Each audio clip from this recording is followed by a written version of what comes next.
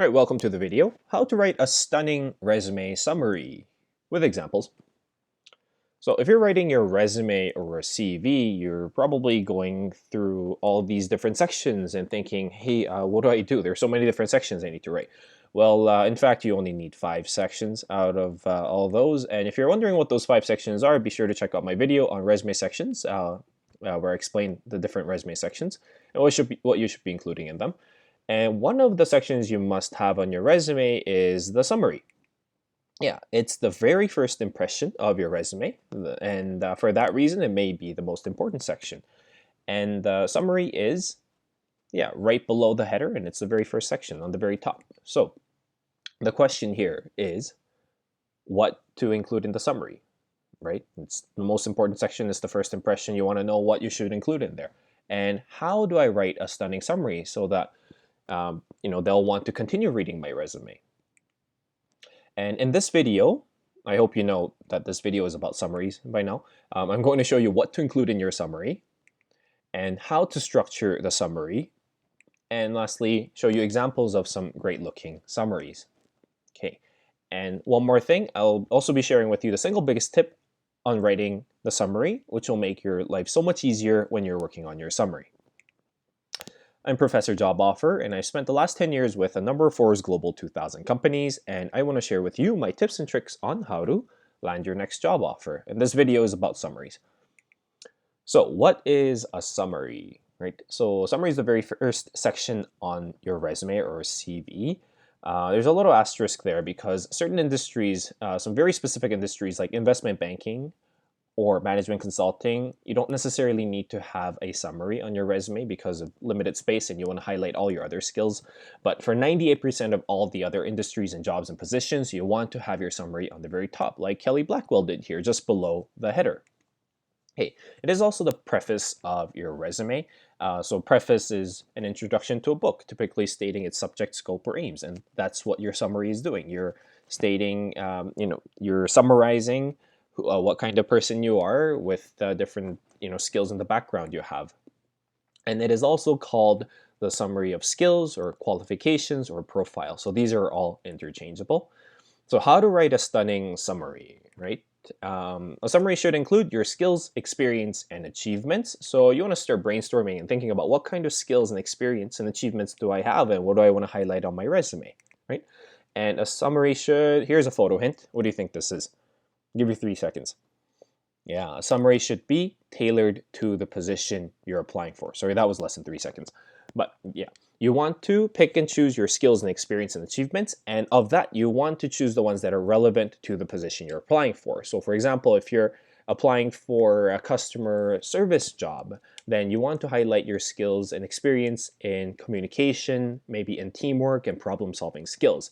And you may have all the other skills and experiences. And it should be short and concise. 3 to 5 lines enough in a small paragraph form or in bullet points. I will show you both different structures. And do you remember how I said I'll be sharing the single biggest tip with you about writing the summary? Well, the tip is that it is the very first section on your resume, but you want to write the summary last. Okay. And if you're wondering why would I want to do that, well, this is why. Okay. So because summary should include your relevant skills, experience, and achievements to the position you're applying for, right? So the ones that is tailored to the position. Once you have completed the other sections of your resume, such as the work experience, education, leadership, your resume is already tailored to the position you're applying for. So what do? You just need to pick and choose the skills and experiences or even achievements that are related and the ones that you want to highlight for the position you're applying for in the summary. So you just highlight and pick and choose some of the ones that are most relevant and put them up in the summary. And that's as simple as that. That's why it just makes more sense and it's much easier for you to write the summary at the end of your at the very end. Okay. So let's take a look at some different structures of a summary. Excuse me. So a summary structure, one format you can use is a small paragraph. So between 3 to 5 lines. Let's take a look at this example. So summary.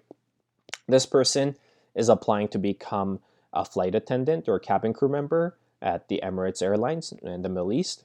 So apply 2 years of customer service experience and strong verbal communication skills to optimize the flight experience by providing customer-centric service via understanding and interacting with passengers while ensuring the safety of the fellow cabin crew members and the passengers as a distinguished and driven cabin crew member of Emirates. So what did they do here? They highlighted their skills in communication, strong verbal communication. They also highlight their experience and 2 years of customer service experience, and they don't. This individual doesn't seem to have related achievements. So instead of achievements, they have answered the question. They have answered the problem, the company's problem. What's the company's problem? They're looking to hire qualified and experienced flight attendants to serve their customers, right, as a cabin crew member. So instead, they've highlighted their skills experience and said, I'm the answer to your problem because I will optimize the flight experience, okay, wonderful, by providing customer-centric service via understanding and interacting with passengers while ensuring the safety. That's why I am the answer to your problem, so you should hire me, and that's what's coming up on the rest of my resume. Let's take a look at a different structure, which is in bullet points. So 3 to 5 bullet points, and starting from the top, 4+ years of customer service experience, for serving customers from various countries and building relationships. Okay, wonderful. So highlighting customer service experience, but not only customer service experience, but this individual has already also decided to say from various countries and building relationships. Okay, great. Second point, excellent verbal and written communication skills via professional experience and education. So highlighting their skills and communication. Third point, demonstrated success in working in teams of 3 to 8 in academic and professional settings. Okay, so demonstrating teamwork, experience in teamwork, and including some numbers to give a perspective of how big of a team that this individual has worked with. And lastly, passion for providing the best-in-class service to create positive and memorable experience. So also answering that question about how I'm going to be a good member of your team or of your company, or why I'm a good fit for this job. So there is another summary structure. So let's take a look at some examples of good-looking summaries, some stunning summaries. So this one is of the account or sales manager. So summary, result-driven, top-tier account manager, sales manager with repeated success generating revenues on a statewide scale. So statewide, they're not just talking local. This person has experience working, all around the state. Okay, offer a record of multi-million-dollar revenue generation, $75 million in 2021. So that's an achievement. Top 10 in the state for 3 years in a row. That's another achievement. Specializing in industrial machinery and equipment. So they're saying I have knowledge and experience in selling and being a sales manager of industrial machinery and equipment around the state. And I have produced these kinds of achievements. All that in 3 lines. An accountant. So they start off with a one-liner. Build long-term client relationships through hands-on approach and commitment to excellent service. Okay, this is what this individual does every day, and that's what they strive to do. Let's take a look at their skills and experience. So diligent accountant backed by public accounting, general ledger, tax experience, expertise, and gaps. So they're highlighting their skills with some modeling tools, along with their skills and highly technical experience using QuickBooks, Drake, Visual Basics, SQL, SAP, and so on. These are different softwares that many companies use for their daily operations. So this accountant also has some skills and experience in that. And they're also highlighting their experience, and perhaps it could be seen as their achievement in being a strategic business partner to resolve financial and accounting challenges of different companies to propel corporate growth and strengthen compliance. So, okay, great. Let's take a look at another example, customer service. Okay, and starting from the top, dynamic customer service professional experienced in which both call center and retail store settings. So to say that, oh, I'm, okay, I have experience providing customer service in face-to-face situations and in call centers where it may not be face-to-face. And second point, productive relationship builder. Okay, perfect. This is how they are meeting the customer needs and how they will be a good fit for the position. Excel at listening to customer needs, articulate product benefits, and ultimately high retention rate. That is an achievement, having a 90% customer retention rate. And last point, highly professional, dependable, reliable. This is my skill. I am able to work and perform duties with minimal supervision as a customer service individual. Here's another one, data analyst. And I'll let you, pause and go through this in your own time if you need to, but I hope you get the big picture about how to write a summary and what you should be including in them. So let's quickly review.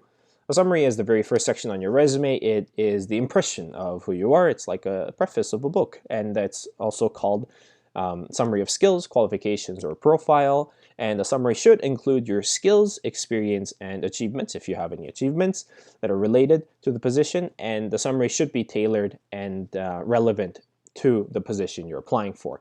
And should be short and concise. I show you two different structures you can use. And both of them should be between 3 to 5 lines. And remember, the biggest tip today is to write the summary last, because it's just much easier once you have a resume that is already customized to the job you're applying for. Then you just need to pick and choose the relevant skills and experience from what you have. Okay, and one more thing, there are additional resources available for completely free on YouTube. I will never ever be charging any kind of money when you're trying to land a job or to move on to your next job.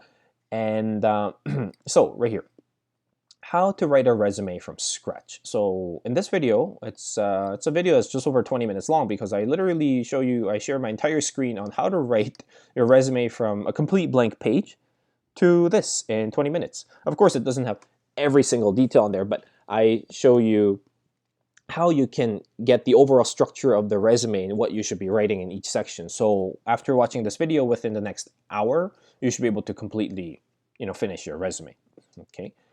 And the education section. If you're looking to have your education section look like this on your resume, very thorough, detailed, and highlights many achievements, I have a video on education on resume, line by line. When I say line by line, I literally mean line by line, where I go from the title, I show you how to write your major, your degree, to your college, the location, and the dates, and how you should be writing the dates, to expressing your GPA and the awards and scholarships, how you should be writing the awards and scholarships, how to list them, to organizing your courses, what courses you should be putting on there, and how to write them so it's much easier to read. Lastly, all the way to the activities, the different activities, extracurricular things that you participated in, literally showing you how to write this line by line. So yeah, I'm Professor Job Offer, and I'm here to help you land your next job offer. Thanks for watching.